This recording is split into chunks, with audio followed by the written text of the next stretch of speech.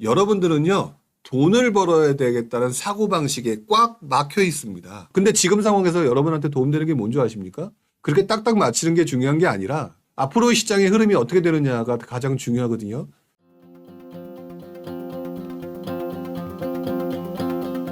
여러분들이 올려주신 질문을 가지고 얘기를 해야 될 것 같은데, 먼저 윤희님께서 뭐라고 얘기를 하셨냐면요. 고금리가 계속 유지가 돼도 전세가가 계속 오르고 갭투자 가능 환경이 이루어질까요? 라고 얘기를 하셨는데, 여러분들 제가 잘하는 표현 알고 계시죠? 질문이 틀렸습니다. 질문을 잘못하셨습니다라는 제가 표현을 잘 쓰고 있는데, 또 여러분들한테 구박을 받을지는 모르겠습니다. 자, 그런데 질문이 전 이상하다고 생각이 좀 들기는 해요. 왜 그런 줄 아세요? 자, 윤희님, 고금리가 계속 유지되도라고 하는 전제를 걸으셨잖아요. 그러면 일단 먼저 전제를 거신 이유는 확실해야 됩니다. 그래야지 그 뒤에 있는 답이 다 정확하게 맞아떨어지죠. 고금리가 계속 유지가 돼도 전세 가격이 계속 오르고 갭투자가 가능한 게 이루어질까요? 뭐 이런 질문 자체가 그럴 수 있는데, 저는 딱 보는 순간에 왜 이런 질문을 하셨지라는 생각을 조금 했어요. 왜 그러냐면 고금리가 계속 유지가 돼도 이것 자체가 전제가 성립할 수가 없기 때문입니다. 먼저 이 부분부터 이해를 좀 해주셔야 돼요. 자, 여러분들이 알고 계신 금리라고 하는 부분은 금리가 올라가기도 하고 떨어지기도 하죠. 그리고 금리가 올라가기도 하고 떨어지기도 하는 이 환경에서 보는 데 있어서 이 금리의 역할은 매우 중요한 부분입니다. 왜 그러냐면 시장이 굉장히 안 좋아지게 되면 금리를 낮춰서 여러분들이 돈을 기관 내에, 금융기관 내에 넣지 않고 외부에 투자 활동을 하게끔 유도하면서 시장을 활성화시키는 데 도움을 주게 만들죠. 반대적으로 금리가 낮거나 해서 시장에 투자라든지 이런 쪽으로 활성화되어 있거나 시장이 굉장히 과부가 아니죠. 그 활성화 정도가, 그러니까 화랑이라고 보통 표현하는데, 그런 현상이 만들어지게 되면 금리를 올려서 여러분들의 투자 활동이나 그다음에 시장의 과부하를 줄이려는 모습들을 보입니다. 이게 가장 기본적인 요소예요. 그렇기 때문에 고금리가 계속 유지가 되도라고 하는 이 표현 자체는요, 사실상 일어나기 어려운 시장 환경의 얘기입니다.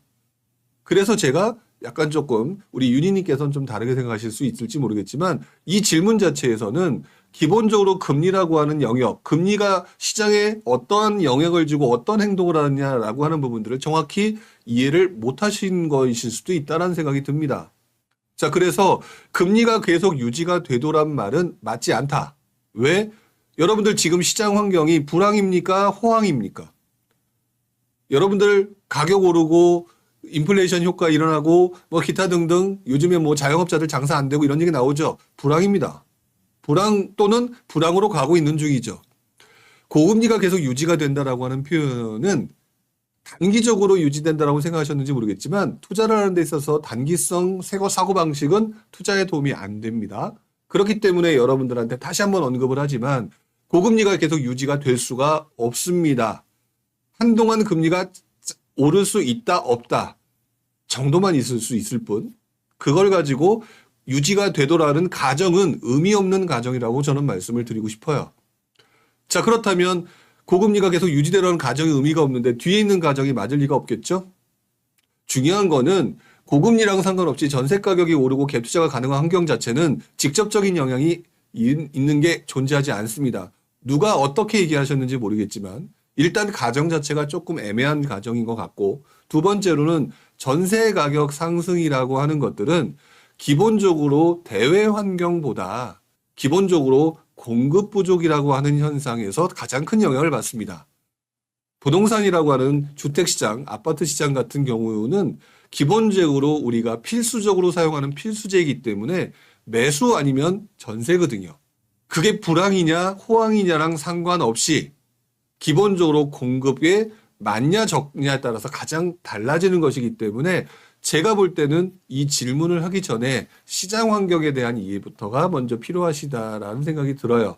질문 자체에 대해서 답을 드리지는 못하겠습니다. 왜 그러냐면 그렇게 던진 질문 자체가 조금 저는 틀린 내용이다라고 생각하기 때문이라는 거 오해를 해주지는 않으셨으면 좋겠고요. 해피원이님, 제가 사는 아산 지역의 핫한 곳인 탕정에 청약이 있었는데 분양가 상한제에도 비싸다는 생각이기 때문인지 미분양이 발생했다. 현재 부장시장을 어떻게 보고 청약을 해야 될지 궁금합니다. 제가 여러 번 말씀을 드렸기 때문에 간단하게 언급을 하고 넘어갑니다. 올해 1월 달부터 제가 언급을 했었었죠. 지금 시장 열어준 거는 청약시장밖에 없다. 분양권 시장밖에 없다. 다 막혀 있다. 그러면 여러분들이 글로 들어가서 거기들을 그쪽의 분위기가 살아날 것이다. 라고 제가 아마 1월 달, 2월 달쯤에 언급을 했던 거 여러분 혹시 기억나시는지 모르겠습니다. 문제는 여러분들이 돈을 벌겠다 안 벌겠다에만 집중하시니까 그런데 시장 먼저 보셔야 되거든요. 시장이 바로 직전이 화랑장이 굉장히 오래됐다라는 부분이기 때문에 저는 지금 시장에서는 분양시장을 어떻게 바라보고 분양시장이 아닙니다. 여러분을 바라보셔야 돼요. 여러분이 비싸다고 생각해서 지금 안 들어가고 있는 거 아닙니까? 그쵸? 근데 똑같은 상황인데 여러분들은 얼마 전에는 비싼 데도 들어갔단 말이죠. 그 상황을 어떻게 생각을 하셔야 되냐면 일단 시장의 흐름 속에서 침체가 오래됐을 때는 수요가 되게 많이 숨어 있습니다. 유효 수요가. 그래서 상승을 하더라도 낮은 가격에서 출발하기 때문에 굉장히 오랜 시간 동안 상승하기 때문에 분양시장이 굉장히 좋아져요. 여러분의 투자 수요까지 들어가 버리기 때문에. 근데 직전이 화랑장인 경우거나 굉장히 오랫동안 화랑장인 경우는 이미 가격도 많이 올랐고 여러분들이 들어갈 돈도 없기 때문에 굉장히 위험할 수 있는 소지가 높습니다. 왜? 분위기를 살려놔가지고 확 하고 올라올 수 있을지 몰라도 여러분들이 이미 좀 체력적으로 떨어져 있는 상황이기 때문에 또 유효수가 부족하기 때문에 조금만 심리가 바뀌거나 시장 상황이 바뀌게 되면 팍 떨어지는 게 현재의 모습이죠. 현재 분양시장을 어떻게 바라보고 청약해야 되느냐? 분양시장이라고 하는 부분을 시장의 흐름 속에 침체장이냐 상승장이냐 상승장 후반부냐 이런 것들을 하나도 고려하지 않고 보기 때문에 발생되는 현상이란 말이죠. 저는 상승 후반부를 지나고 있는 현재의 모습 상황에서는 분양시장에서는요, 어떻게 보고가 아니라 주변 시장보다 싼 가격으로 들어가는 원칙을 세워야 된다. 설사 입주를 했습니다. 어떤 아파트는 이번에 분양을 합니다. 근데 분양한 아파트는 비싸요. 근데 입주가 갑자기 막 쏟아지기 때문에 그 아파트가 가격이 좀 많이 떨어졌다. 그러면 높은 아파트 가격보다 입주한 아파트가 훨씬 낫다라고 한다면 당연히 싸게 사서 비싸게 판다라는 이론에 접목을 시켜야 되겠죠. 근데 지금 분양시장이라고 하는 것에 딱 꽂히게 되면 분양시장만 보게 된다는 거죠. 아까도 말씀드렸고 예전부터 말씀했던 내용. 싸게 사서 비싸게 팔아야 되는 겁니다. 시장의 흐름을 알아야 됩니다. 근데 지금 시장의 흐름은 그런 거다? 아까 말씀드렸잖아요. 그러면 분양시장을 어떻게 바라보는 게 아니라 시장의 흐름 속에서 분양시장이 지금 좋겠느냐 나쁘겠느냐, 그러니까 리스크가 있겠느냐 없겠느냐의 문제예요. 그래서 저는 개인적으로 생각하는 부분이겠지만 분양시장이 어떻게 되느냐가 아니라 분양시장 자체는 되게 위험한 시장입니다. 지금은. 왜? 상승장 후반부에 분양가가 높게 나오는 시장이기 때문에 여러분들이 사는 거는 제가 뭐라고 할 수 없으나 수익을 보는 거는 글쎄요라는 말씀을 드릴 수밖에 없죠. 자, 그 다음에 롬맘님께서 아까 질문하셨던 거 공부를 해야 한다고 하는데 어떤 식으로 공부를 해나가야 되는지 제 생각을 알고 싶다라고 얘기를 하셨죠. 자, 그런데 이렇게 말씀을 좀 드리고 싶어요. 여러분들은요, 돈을 벌어야 되겠다는 사고방식에 꽉 막혀 있습니다. 그래서 지금 돈을 버는 대상을 찾으려고 하시죠. 근데 그 대상은요, 물론 벌 수도 있고 실패할 수도 있는데 실패 확률이 가장 높아지는 상황이 언제냐면 아까 말씀드렸던 것처럼 상승 후반부라고 얘기를 했어요. 그러다 보니까 이 리스크를 줄이기 위해서는 어떤 대상을 해서 돈을 버느냐가 중요한 게 아니라 시장의 상황과 흐름이 어떻게 흘러가느냐가 되게 중요한 부분이라고 얘기를 해야 되겠죠. 따라서 롬맘님께서 공부를 하시는 데 있어서 상품, 지금 당장 사람들이 관심이 많은 곳, 이런 곳들에 관심을 갖는 순간 여러분들은 철저하게 그 이상을 보는 사람들한테 휘둘리게 될 가능성이 되게 높아요. 자, 그런데 제가 지금 여러분들한테 유튜브에서 무슨 모습들을 계속 보여오고 있냐면 예전부터 신문 기사를 보면서 이러쿵저러쿵 얘기를 하고 있지 않습니까? 신문 기사를 보다 보면은요, 이때는 좋았는데 이때 시간 지나니까 나쁜 경우도 있고요. 이때는 나빴는데 나중에는 좋아지는 경우도 있습니다. 근데 내가 성공하는 경우는요, 나빴다가 좋아지는 경우에 성공하고 좋았다가 나빠지는 경우에 실패를 하죠. 근데 여러분들이 어디에 집중하고 있느냐? 좋았던 것에만 집중을 하고 있으니 나중에 나빠질 수 있어서 리스크가 발생하고 본인이 손해볼 수 있다는 사실에 집중을 하지 못합니다. 결국 시장이 이렇게 바뀔 수 있다라는 것들을 알아야 되는데 그것들을 하기 위해서는 기본적으로 뉴스 기사를 잘 보셔야 돼요. 그리고 뉴스 기사를 그때 그 기사를 보는 게 아니라 지금 제가 하듯이 꾸준히 보셔야 됩니다. 제가 뉴스 기사를 몇 년 전부터 봤을까요? 제가 뉴스 기사를 보기 시작한 것들은 제가 처음 투자할 때부터 보았던 것들이 아닙니다. 제가 처음 투자할 땐 저도 여러분들하고 똑같았기 때문에 사실상 오르는 아파트 지금 현재 움직이는 대상 이런 것들만 찾았다가 공부를 시작한 게 2004년 정도부터 시작을 했었어요. 그리고 2004년 후반부부터 시작을 해서 지금까지 2023년이죠.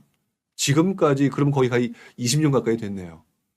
거의 하루도 쉬지 않고 최소한 하루에 한 개를 보더라도 꾸준히 시장에 돌아가는 것들의 기사를 읽었습니다. 그 기사를 읽었는데요. 처음에는 잘 안 와닿으실 거예요. 시간이 지나면서 어떤 걸 느끼냐. 지난번 이렇게 기사가 나왔는데, 이번에 이렇게 기사가 나오네? 신문기사 못 믿겠네? 막 이렇게 되면서 나중에 제가 스스로 판단하게 되더라고요. 1년이 지나고 2년 지나니까 또 다른 현상들이 나타나기 시작을 합니다. 5년 전에, 3년 전에 봤던 기사 제목하고 똑같네? 뭐하네? 이런 상황이 만들어지더라고요. 결국에는 어떻게 됐느냐. 시간이 지나고 시장의 흐름이라는 게 굉장히 비슷한 패턴을 가지고 있구나라고 생각이 들면서 그때부터 제가 알고 있던 투자 기술, 갭 투자, 분양권 투자, 재개발 투자 이런 것들이 영향을 미치기 시작을 했습니다. 그래서 롬맘님께서 말씀하신 내용이 시간이 걸리더라도 뉴스 기사를 꾸준하게 보시는 게 좋다. 그리고 단기적으로는 아마 답은 잘 안 나올 거다. 그럼에도 불구하고 그거를 하다 보면 어느 순간 여러분 빵 하고 뚫리는 그런 느낌을 갖게 됩니다. 그러면은 여러분들은 절대 저 같은 사람들을 찾을 이유가 없죠. 자, 그 부분을 여러분들이 기억을 해 주셨으면 좋겠어요. 제가 지금 매주마다 기사를 가지고 얘기하는 것들이 사실상 여러분들은 어떻게 들리실지 모르겠지만 기사를 통해서 제가 과거 기사를 얘기를 하죠. 또는 과거 얘기를 하죠. 과거에 이랬을 때도 있었다라고 얘기를 하죠. 그것들을 통해서 여러분들이 조금씩 경험을 하고 느끼고 그리고 과거 사실을 알게 되면 응용이라는 게 생겨나게 됩니다. 근데 지금 당장 투자해서 얼마 벌겠다라고 얘기를 하시는 분들을 보게 되는데 그렇게 쉽지는 않을 거예요. 그냥 제가 부탁드리고 싶은 건 그겁니다. 그냥 이렇게 하시는 분들하고 같이 하고 본인도 스스로 한번 해보세요. 그리고 이것들을 근거로 해서 의견들을 던져놓고 이해 안 되는 부분 질문하시고 그렇게 해야 된다는 거예요. 자, 그러니까 그 부분을 가지고 얘기를 해주시는 게 저는 좋다고 생각하고 여러분들도 반복적으로 그것들을 통해서 한 1년만 일단 해보셨으면 좋겠어요. 그러면은 진짜 재밌는 거는 1년이라는 기간 안에 반복되는 기사와 이렇게 갔다가 저렇게 갔다가 막 바뀌는 상황들을 느끼게 되면서 시장을 좀 객관적으로 보게 됩니다. 휩쓸리지 않게 되죠. 첫 번째는 휩쓸리지 않게 된다는 굉장히 좋은 부분이 생겨나게 되죠. 그 부분을 꼭 기억을 하셨으면 좋겠어요. 저도 그래서 개인적으로는 올해 12월 정도 계획을 하고 있는데 12월 정도에 지금 유튜브에서 하고 있는 제가 이 내용들이 있죠. 이 내용들을 일종의 여러분들의 정규처럼 해서 여러분들의 실력을 늘리고 계속 꾸준히 반복해서 기사를 통해서 과거 얘기하고 그 다음에 그것들을 통해서 옛날에 어떻게 움직였고 당시 여러분들 어떤 상황을 했고 이런 기사들이 계속 반복적으로 매주마다 여러분들과 같이 서로 대화를 나누고 강의를 하고 질의응답을 할 수 있는 그런 부분들을 커리큘럼으로 만들려고 합니다. 여러분들이 지금 이 질문이 롬맘님의 질문이 거의 매주에 한 번씩은 나오는 것 같아요. 늦어도 아니면 한 2, 3주에 한 번씩 꼭 물어보시는 건데 그러다 보니까 혼자 하기 힘들어서 그러신 거잖아요. 그래서 그 부분을 가지고 일종의 커리큘럼처럼 만들어서 여러분들과 한 6개월 정도 쭉 한번 가보는 그런 프로세스를 좀 만들어 보려고 합니다. 그러니까 일단 먼저 지금 한번 뉴스 기사를 쭉 한번 해보셨으면 좋겠어요. 자, 탑걸림 거는 좀 내용이 너무 길고요. 그리고 너무 개인 상담으로 흘러가고 계신 것 같아요. 유감스럽게도 저는 이렇게 말씀을 좀 드리고 싶습니다. 지금 굉장히 길게 쓰셨다는 얘기는 뭔가가 고민을 많이 하고 계신다는 얘기인 것 같은데 뭔가 FM처럼 딱딱딱딱 계획해서 뭔가 마치려고 하시는 느낌이 좀 들어요. 그렇게 하지 않으셨으면 좋겠습니다. 제가 장담컨대 못 마칩니다. 지금 옛날에 이렇게 했고 그다음에 이렇게 되니까 다음에 이렇게 하고 죽었다 깨어나도 못 마치니까 제발 좀 그렇게 하지 마세요. 그러니까 그게 아니라요. 제가 시장의 흐름이라는 얘기를 되게 많이 하잖아요. 극단적으로 한번 얘기를 해보겠습니다. 자, 여러분들이 지금 탁걸님께서 질문하신 거는 본인이 시장을 갖다 분석하고 뭐 그것에 맞춰서 재단해서 뭔가를 하시려고 하는 것 같은데 이 내용은 읽지 않고 있습니다. 여기서는 여러분들한테 너무 길게 읽는 것은 그것은 아닌 것 같으니까. 중요한 거는요. 일단 시장의 흐름이 중요한 거예요. 뭔가 딱딱딱딱 맞춰서 해나가려고 하기보다는 큰 흐름 속에서 내가 가장 큰 수익을 낼 수 있는 방법이 뭐냐에 대한 고민을 하게 되면 이렇게 피곤하게 살지 않으셔도 됩니다. 지금 보면은 저도 경험했던 부분이겠지만 저한테 질문하실 때 요건 요렇게 하고 저건 요렇게 하고 저건 저렇게 하려고 그러는데 상황이 이렇게 되니까 어떻게 하는 게 좋을까요? 이런 질문에 저는 답을 잘 안 해요. 왜 그러냐면 시장에서 가장 큰 돈을 제가 투자를 해보니까요. 20년 동안 투자를 해보니까 큰 돈을 버는 경험은요. 여태까지 딱 3번에서 4번이었어요. 제가 해보니까. 몰라서 못했고 알아도 시장이 바뀌어서 못했고 운이 좋아서 또 이렇게 됐고 되게 복잡하게 흘러간다고요. 근데 지금 상황에서 여러분한테 도움되는 게 뭔지 아십니까? 그렇게 딱딱 맞히는 게 중요한 게 아니라 앞으로의 시장의 흐름이 어떻게 되느냐가 가장 중요하거든요.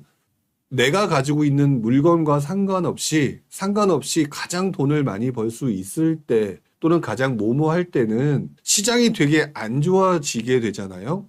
그럴 때 상급지에 분양을 받는 게 가장 높은 수익이 나더라고요. 또는 상급지에 재개발 투자로 그러니까 신축이 될 아파트를 들어가는 게 가장 좋을 것 같습니다. 근데 지금 정말 많은 사람들이 앞으로 시장이 저도 얘기하면서 틀릴 수 있다라고 얘기를 하거든요. 그런데 저한테 의견을 들어봤자 틀릴 수도 있고 맞을 수도 있는 부분인데 항상 확실한 거는 시장이라는 거는 떨어지면 오른다는 얘기거든요. 그래서 지금 저는 이 질문 속에서 조금 좀 답답함을 좀 느끼고 있습니다. 베팅을 너무 과도하게 하시려는 느낌이 든다라는 생각이 들어서 저는 지금 그냥 편하게 살고 계시다가요. 괜히 그것 때문에 이동하거나 이렇게 하는 게 중요한 게 아니라 나머지 돈은 모으셨다가 시장이 최악의 상황이 올지 안 올지는 모르겠지만 지금 전세 가격이 올라가잖아요. 그러면 전세 가격이 올라갔을 때 상급지에 껴놓고 하나를 사두시면 됩니다. 또는 그냥 간단히 상급지에 신축 분양한 아파트를 사두시면 됩니다. 근데 그게 언제냐? 아까 제가 그랬죠? 현재를 기준으로 보기 때문에 현재 상황이 최악의처럼 느껴질 때 그때는 가격이 가장 싸거든요. 여러분 그거 딱 한두 개만 하고 있어도 너무 큰 수익이 나고 그걸로 10년 이상 이 정도면 충분해라고 하는 정도의 수익이 만들어지는 게 실제 제 경험이거든요. 근데 지금 막 딱딱딱딱 하려고 해요. 그럴 필요는 없다고 생각을 합니다. 이자가 부담되신다고 얘기를 하셨거든요. 그냥 거주하세요. 그리고 딱딱딱딱 마치시는 분들 저를 포함해서 한 분도 본 적이 없습니다. 그러니까 그냥 갈아타기는 항상 상급지가 가격이 쌀 때 들어가는 게 중요하다는 생각을 좀 해주셨으면 좋겠어요. 많은 분들이 제가 이 답변 드리는 거에 이게 개인적으로 여러분들과 세부적인 상담을 한다면 그 내용을 꼼꼼히 보겠으나 지금은 제가 볼 때는 좀 애매한 것 같고요. 제가 보기에는 지금 그렇게까지 하실 만한 시기도 아니고 지금 미래가 아무도 예상이 안 돼서 혼란스러워하는데 그것들 다 계획 세서 움직이려고 한다? 그런 거 현실적으로 불가능하시니까 중요하신 거는 상급지 이동을 원하시는 느낌도 있거든요. 그러니까 상급지 이동을 생각하시게 됐을 때는 제가 말씀드렸던 것처럼 갭 투자와 그다음에 신축 분양 또는 재개발로 진입을 해야 되는데 사람들이 가장 현재를 기준으로 생각하기 때문에 가장 최악이라고 생각할 때 들어가시라고 말씀을 드리고 싶어요. 지금 제가 말씀드린 거 되게 간단하고 허무해 보일지 몰라도 나중에 10년 지나고 난 다음에 이해하실 겁니다. 고생 안 하시고 가족들하고 사이 좋아지면서 정말 즐겁게 사실 수가 있습니다. 제가 부탁드리고 싶은 마음이기도 하네요. 자, 이성화님 질문 한번 또 한번 보도록 할까요? 자, 아파트 고를 때 저평가된 것을 매수해야 한다고 많은 전문가들이 얘기하는데 저평가의 기준이 뭘까요? 저평가된 단지를 어떻게 찾아야 할까요? 라고 얘기를 하셨습니다. 어렵네요 라고 얘기를 하셨거든요. 그냥 제 경험만 가지고 말씀을 좀 드리겠습니다. 직접적인 정답이 안 되실 수는 있을 거예요. 자, 그런데 여러분들이 부동산과 관련된 접촉 또는 이제 경험, 이성환님은 많으십니까? 적으십니까? 일단 먼저 그것부터 생각을 하셔야 될 것 같아요. 그리고 적다라고 얘기를 하려면 일단은 먼저 내 동네부터 분석을 해보시는 게 맞아요. 왜 그러냐면 지금 말씀하셨잖아요. 각 지역에 비슷한 수많은 단지를 비교해야 하니까 너무너무 힘든 거예요. 엄두가 안 나죠. 그러니까 그 다음에 사람들은 기본적으로 꽁수를 생각해냅니다. 돈 내고 물어보는 거죠. 근데 그렇게 해서 말하면 개인의 상황이 다르기 때문에 애매하거든요. 그래서 누구는 맞고 누구는 틀린 그 답을 가지고 정답을 찾았다 안 찾았다 이런 것들을 또 맞추려고 하는 부분이 생깁니다. 자, 그런데 불용이라고 하는 사람은 어떻게 생각하는 줄 아세요? 일단 저는 저의 동네에서 제일 좋은 아파트와 제일 못난이 아파트를 찾습니다. 그건 다른 동네 가서도 마찬가지거든요. 제가 공부해 보니까 제일 좋은 아파트는요, 상승이 시작되면 제일 먼저 올라요. 그쵸? 못난이 아파트는 제일 마지막에 오르죠. 그런 과정에서 저평가된 아파트라고 얘기를 하잖아요. 아까 제가 시장의 흐름이라고 얘기했잖아요. 상승작이라고 얘기를 하게 되면 어떤 현상이 나타나느냐? 여러분들은 돈 번다는 생각에 눈이 뒤집혀서 막 몰려오게 되고 수요가 증가합니다. 그래서 미친 듯이 오르죠. 그렇기 때문에 그 시점에는요, 여러분들은 10억이 저평가다, 11억이 저평가다 이렇게 생각하시는데 그거는 틀린 방법이에요. 어느 시기는 11억이 저평가고 어느 시기는 11억이 고평가거든요. 그게 제일 어려운 거거든요. 근데 저는 그렇게 생각을 해요. 지금 말씀드렸던 것처럼 상승장이다, 이제 막 상승 시작했다 라고 하게 되면은 기본적으로 가격과 상관없이 저평가입니다. 그러다가 시간이 지나면서 전혀 투자자들이 아니었던 애들이 몰려오는 시기가 오잖아요. 근데 그네들이 상급지가 올라가는 걸 봤기 때문에 상급지로 몰려오면서 과도하게 연끌을 하게 됩니다. 없는 돈 갖다 밀어넣었으니 얼마나 힘들겠어요. 그러면 그 사람들이 사고 나면 살 사람이 있습니까? 없거든요. 고평가입니다. 시장의 흐름으로 저는 판단을 해요. 금액으로 판단하는 게 아니라 여러분을 보고 판단을 한다는 것이죠. 자, 그러면 반대로 침체장을 한번 보겠습니다. 시장은 최악입니다. 너무너무 안 좋습니다. 여러분들 집 살 생각 아무도 없어요. 근데 내가 살 생각이 없을 뿐이지 많은 분들이 사고 파는 거는 숫자가 적을 뿐이든 하거든요. 자, 그런 경우는 어떤 일이 생기냐면요. 집값이요, 안 떨어지다가 안 떨어지고 굉장히 평행하게 유지하는 시기가 발생하게 됩니다. 사고자 하는 사람과 팔고자 하는 사람들의 평행이 맞춰진 곳, 거기가 바닥이에요. 그러면 거기는 장기적으로 보게 되면 무조건 저평가입니다. 그렇기 때문에 제가 지금 현재 봤을 때 어떤 특정적을 얘기하면서 분양가가 너무 올라가고 있는데 여러분들 헛걱대고 있다. 그래서 그거 고평가라고 얘기를 하는 거거든요. 그 아파트의 금액이 고평가의 문제가 아니라 그 부분이 고평가라고 하는 거거든요. 근데 지금 이 시장 자체가 되게 안 좋거나 그 직전에 되게 많이 올랐던 상황이기 때문에 지금은 대체적으로 저평가가 많이 없습니다. 이럴 때이면 여러분들은 어떻게 접근을 해야 되냐면 주변의 가격보다 싸게 사면 그것들은 떨어져도 내 가격만큼 떨어지지 않기 때문에, 또는 떨어져도 덜 떨어지기 때문에 어느 정도의 안전마진을 확보할 수 있죠. 그냥 저는 그렇게 들어가요. 금액은 하나도 신경 쓰지 않습니다. 5억이다 10억이다. 여러분들은 5억이었던 서울 아파트가 10억이 됐을 때 너무 많이 올랐다 이랬죠? 그건 내 생각이죠. 근데 그 이후에 15억까지 올랐지 않습니까? 평균적으로 15억, 12억, 15억까지 올랐잖아요. 그 이유가 뭐냐? 살 사람들이 뒤에 계속 붙어 있었기 때문이에요. 근데 지금 요즘에 살 사람들이 많습니까? 당장 오늘 얘기했던 그 어떤 분양가가 비싸니까 주춤주춤 하잖아요. 그렇기 때문에 지금 분양가가 올라가는 건 고평가라고요. 이렇게 생각을 하셔야 됩니다. 그리고 그게 이제 상급지의 제일 좋은 아파트를 기준으로 얘기를 했어요. 그 아파트보다 내 아파트 또는 그 주변에 있는 아파트는 점점 싸죠. 가격이 싸죠. 그거랑 비슷하게 비교하기만 하면 된다라고 저는 생각이 들어요. 그러면 가장 처음 내가 먼저 해야 될 일은 뭐냐? 내 동네에 있는 아파트의 고평가 저평가 부분을 내가 살고 있는 동네부터 어느 정도 이해하기 시작하게 되면 나머지 동네도 가서 금방 봅니다. 가끔 가다가 지금 12억, 제가 옛날에 했던 거 기억나시나요? 모 지역에 12억의 분양이 완판되니까 시장이 인정해줬다라고 했는데 웃긴 소리 하지 말라고 그랬죠, 제가. 그거 아니라고. 왜 숫자로 얘기하냐고. 시장이 바뀐다고. 근데 그 시장의 흐름 속에서 사람들은 주저주저 하고 있는 사람이 많단 말이에요. 금액으로 절대 보시면 안 됩니다. 앞으로 10년 지나잖아요. 10년이 지나면은 20억이 저평가할 수도 있습니다. 30억이 저평가할 수도 있어요. 금액으로 보시면 절대 안 돼요. 절대 안 된다고.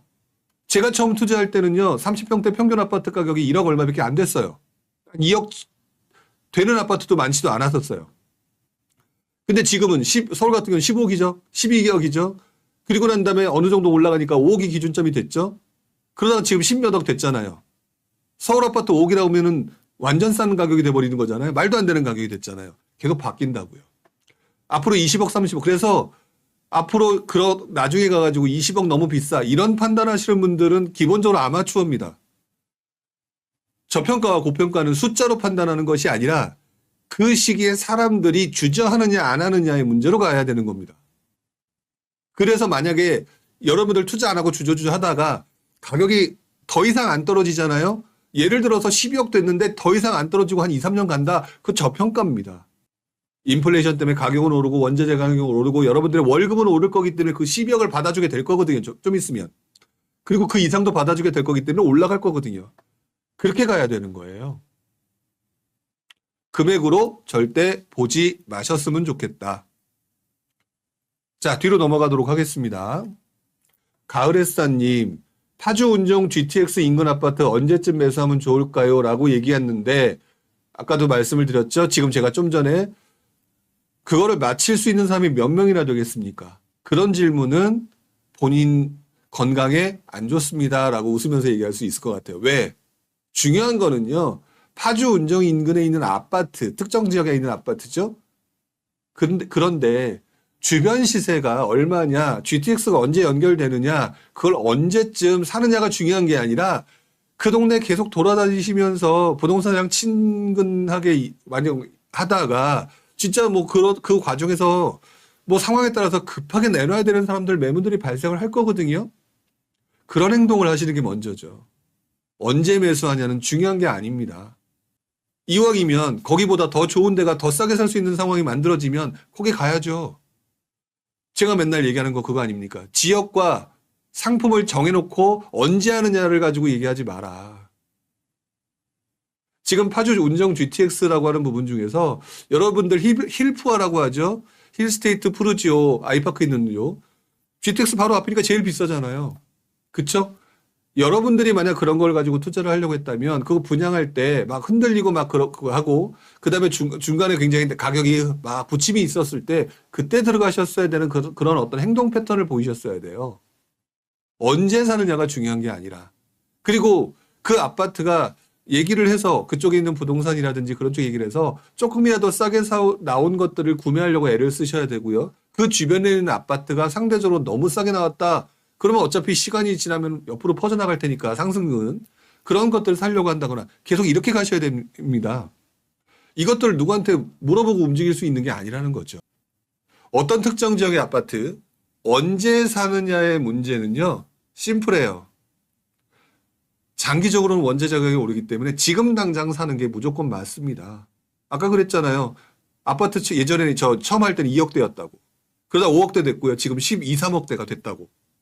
그러니까 무조건 먼저 사는 게 맞아요. 근데 여러분 사면서 이왕이면 싸게 사고 싶잖아요.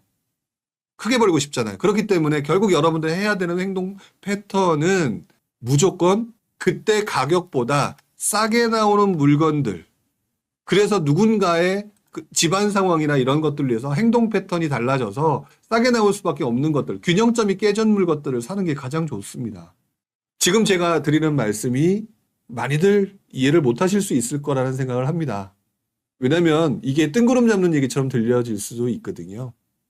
하지만 그럼에도 불구하고 이런 얘기를 계속 해야 되는 이유는 여러분들이 나의 미래는 내가 책임지지 남이 책임지는 게 아니니까 그 점을 꼭 기억하셔야 됩니다. 그리고 그래도 제 말을 맞고 제 말이 도움이 된다라고 생각해 주신다면 제가 이야기하는 그런 내용에 귀를 기울여 주시고 그것들을 조금 배우려고 노력을 해 주셔야 되겠죠.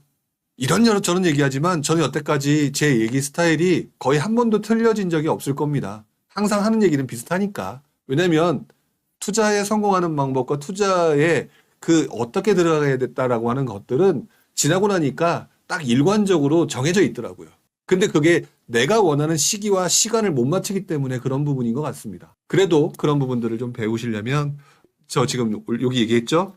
제가 지금 강의하고 있는 가치투자반 오셔서 들으시는 것도 좋을 것 같습니다. 참 홍보하기 참 난감스럽긴 하지만 긍진이님 부동산 사이클이 예전보다 빨리 달라졌다고 전망하시는 분들이 많은데 그게 과거와 달리 금리 변동일까요? 라고 얘기를 해주셨는데 금리 변동은 옛날에도 급격하게 변한 상황이 물론 지금보다는 아니지만 있었어요. 중요한 거는 여러분들의 정보 전달 능력과 인터넷과 같은 그 다음에 전달 속도 이런 것들이 되게 빨라졌기 때문에 그것들에 대해서 움직여지는 패턴들이 상당히 달라진 것 같아요. 예전보다 속도가 빨라진 것 같으니까 그냥 또 그만큼 여러분들이 그만큼 빨리 정보를 알고 계시다는 얘기겠죠. 그렇기 때문에 속도가 빨라졌기 때문에 어떤 면에서는 시장이 꺾인다 하더라도 침체장이 오래 가지 않을 수도 있겠다라는 생각을 요즘 들어선 저도 하고 있습니다. 그러니까 너무 시장이 좀 꺾였다 그런 거에 대해서 신경 쓰지 마시고 항상 준비하시면 될 것 같아요. 자, 오늘도 여러분들과 함께 이런저런 얘기를 해봤는데요. 비주택 시장과 관련된 얘기를 했고 그 다음에 여러분들의 질의응답을 받았습니다. 많은 얘기가 뒤에서 또 나왔지만 또 역시 오늘도 답변을 못 드렸어요. 어쨌든 제가 여러분들한테 부탁드리고 싶은 것 중에 하나는 쉬지 마라. 그리고 놀아도 좋다.